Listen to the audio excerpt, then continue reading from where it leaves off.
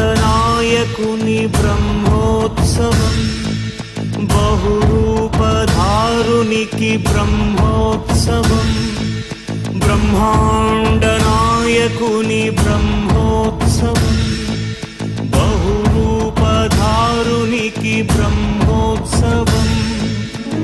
శ్రీభూసతులతో శరణాగతులతో, శ్రీభూసతులతో శరణాగతులతో, ఏడు కొండల పైన చక్కగా బ్రహ్మరూపునికి బ్రహ్మ